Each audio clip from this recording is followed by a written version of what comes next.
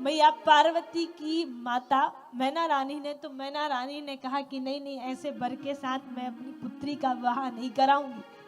मेरी पुत्री जो है वो सावित्री सरीखी मृगनयनी है और इनका वेश तो बड़ा विचित्र है, मैं ऐसे वर के साथ विवाह नहीं कराऊंगी। तब कथा ऐसी है कि नारद जी आए और नारद जी ने मैना रानी को समझाया कि देखो देवी, ये देवाधिदेव महादेव है, आप इनके साथ विवाह कराइए। अनेक अनेक प्रकार से महादेव की महिमा का बखान किया।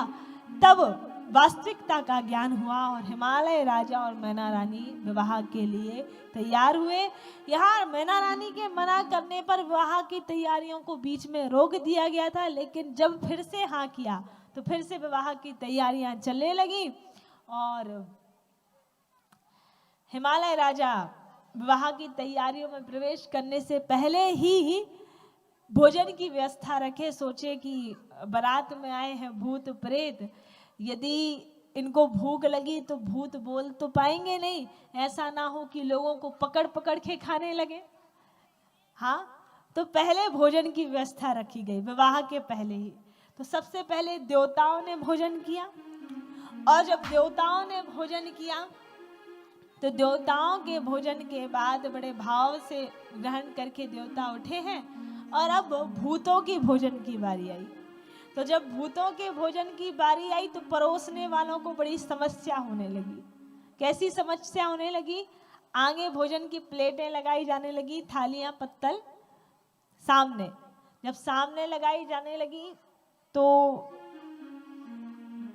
एक ने कहा देखो हमारा मुंह बाईं ओर है, बाईं ओर थाली लगाओ, तो बाईं ओर प्लेटें लगाई जाने लगी। एक ने कहा तुम्हें दिखता नहीं हमारा मुंह दाईं ओर है, दाईं ओर थाली लगाओ, तो दाईं ओर लगाई जाने लगी। एक ने कहा मैं 4 थाली चाहिए, 4। कहा क्यों? कहा ध्यान से देखो हमारे 4 मुंह हैं, तो 4 थालियां लगाई जाने लगी।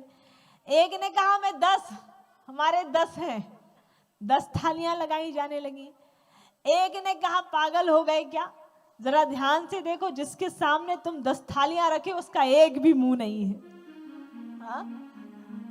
तो इस प्रकार से लोग बड़ा परेशान होने लगे परोसने में। ब्रह्मा जी ने ये दृश्य देखा। ब्रह्मा जी ने कहा सुनो, इधर आओ, बाहर आओ, आप लोग एक कक्ष में सारा भोजन छोड़ो और इन भूतों को छोड़ दो।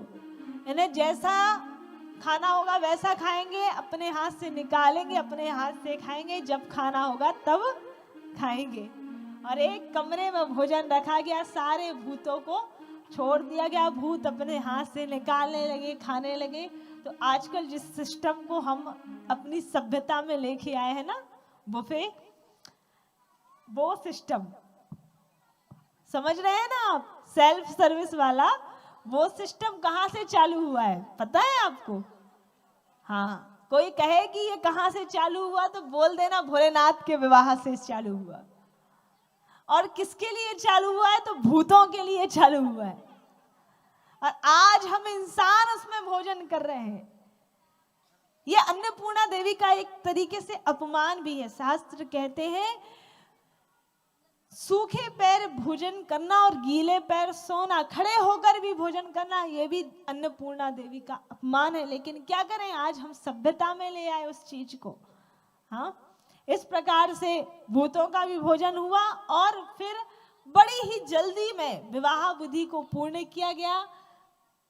देवाधिदेव महादेव और मैया पार्वती शास्त्रों में जो भी विवाह विधि थी उनको पूर्ण करने लगे। जल्दी जल्दी में ब्राह्मणों ने भी विवाह के मंत्र पढ़े।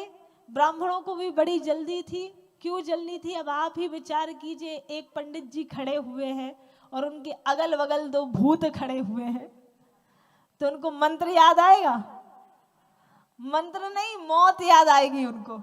तो जल्दी जल्दी में उल्टे सीधे मंत्र ही बोल रहे हैं। और बाबा तुलसी ने भी केवल 2 चौपाइयों में विवाह विधि को पूर्ण किया है।